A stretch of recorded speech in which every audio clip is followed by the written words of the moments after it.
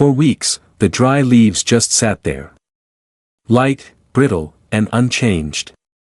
You may have seen this in your own garden. A pile of fallen leaves resting in a corner, looking exactly the same day after day. You expect nature to take over, but nothing really happens. Days turn into weeks. Weeks turn into months. And still, those leaves stay dry and stubborn. Then something small changed. After just a few days, those same leaves began to soften. The color shifted slightly. Some edges curled inward. When touched, they no longer felt crisp. They felt alive again, in a quiet way. That's the surprising part. Dry leaves are not supposed to break down quickly. Most gardeners accept that they take a long time. And yet, sometimes, under the right conditions, they begin to change much faster than expected. If this feels confusing, that's very common. Over the years, many gardeners have noticed this pattern. The same leaves, in the same yard, can behave very differently depending on a few small factors. It's not about effort. It's not about working harder. It's about understanding what the leaves are waiting for. Before explaining why this happened, it helps to understand what dry leaves really need in order to break down. Dry leaves are what we might call slow food for nature. They are full of carbon.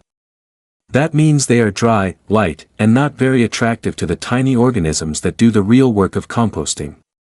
These organisms, bacteria, fungi, and other microbes, need moisture and balance to become active. When leaves fall and dry out, they lose that balance. There is very little water inside them. The surfaces are hard. The structure is stiff. Microbes cannot easily move in or begin their work. So the leaves simply sit there, waiting. Many gardeners expect that time alone will solve this. They think, if I just leave it, it will turn into compost eventually. And that is true. Given enough time, nature will always find a way. But eventually can mean many months, or even a full year. What surprises people is not that leaves decompose. It's how slowly they do it when left completely dry. In reality, decomposition is not just about time. It is about conditions. Without the right conditions, time passes, but very little changes. This is where a small but important idea begins to appear.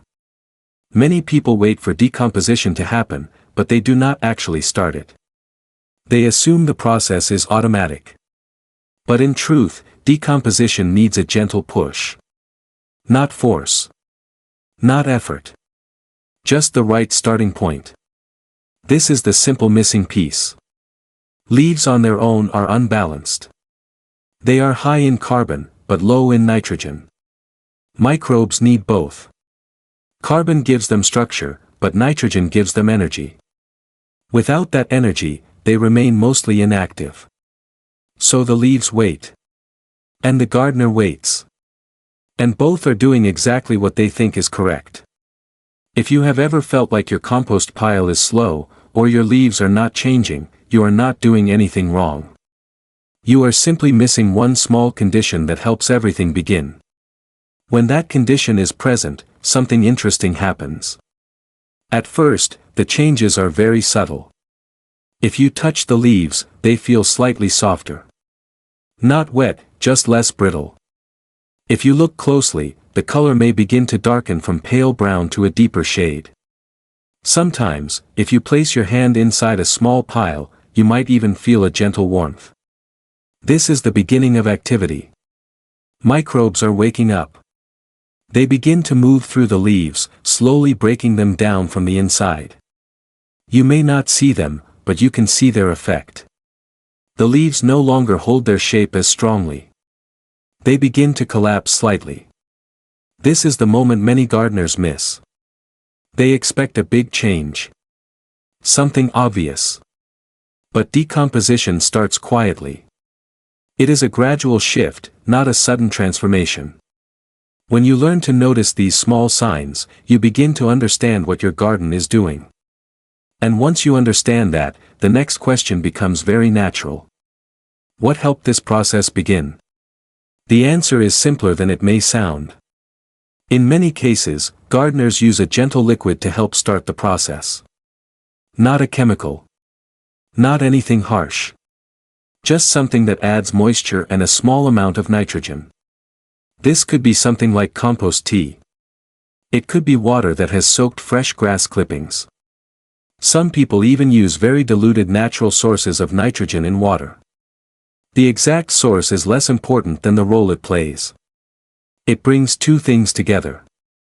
Moisture, which softens the leaves and allows microbes to move. And nitrogen, which gives those microbes the energy they need to begin breaking down the material.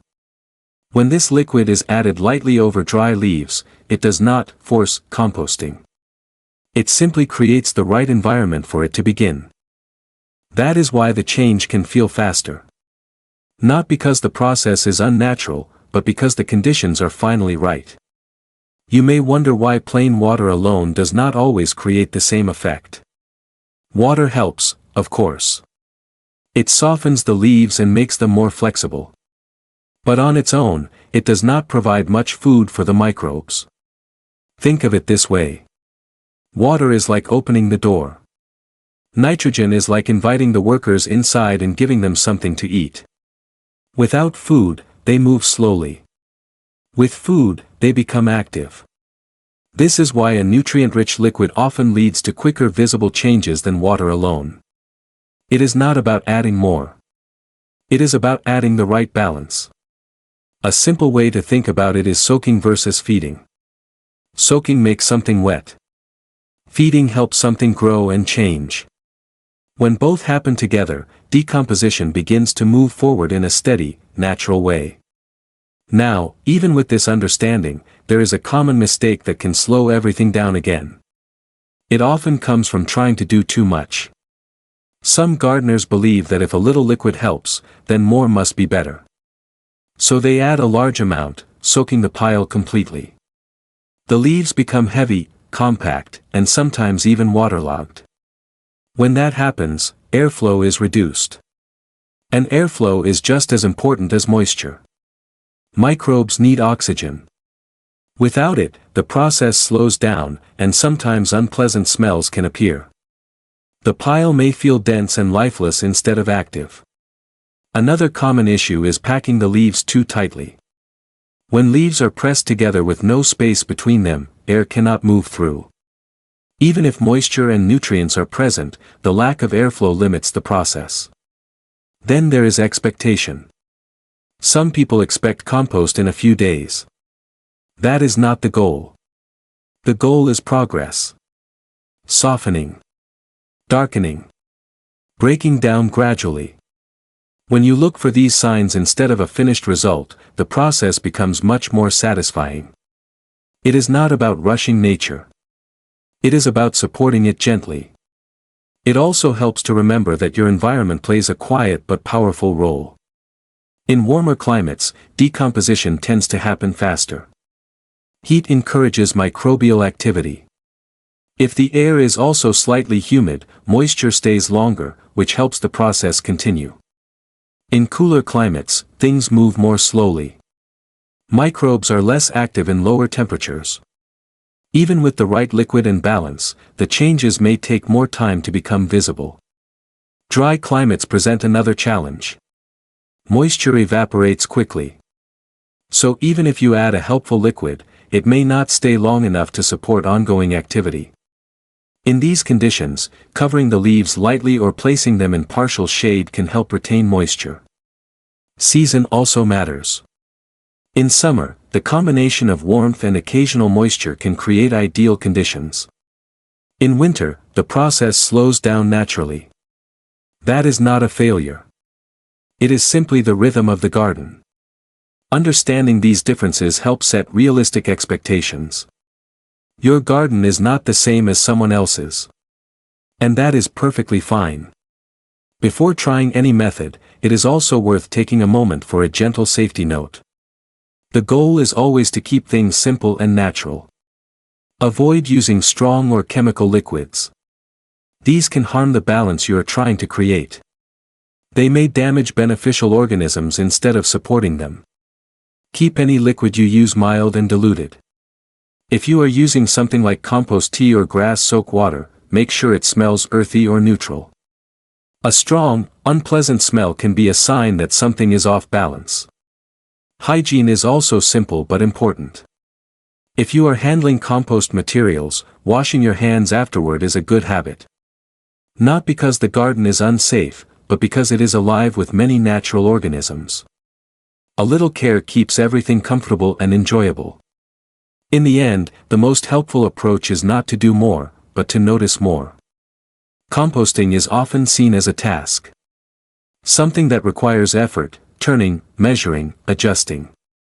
But in many cases, it responds better to observation than to action. When you watch your leaves closely, you begin to see what they need. A little moisture. A little balance. A little space. Small changes lead to steady results. You may find that by doing less, and by stepping back slightly, the process becomes smoother. If you're comfortable sharing, I'm curious how your leaves behave in your garden. Do they stay dry for long periods, or have you noticed them softening after rain or watering? Every garden has its own quiet patterns. And learning to see them is where real progress begins. Sometimes, the garden improves not because we worked harder, but because we understood it better. And sometimes, the best results come when we allow nature to do most of the work, while we simply guide it gently in the right direction. Because in the end, the goal is not to control the garden. It is to work with it. And often, that means doing less, and getting more.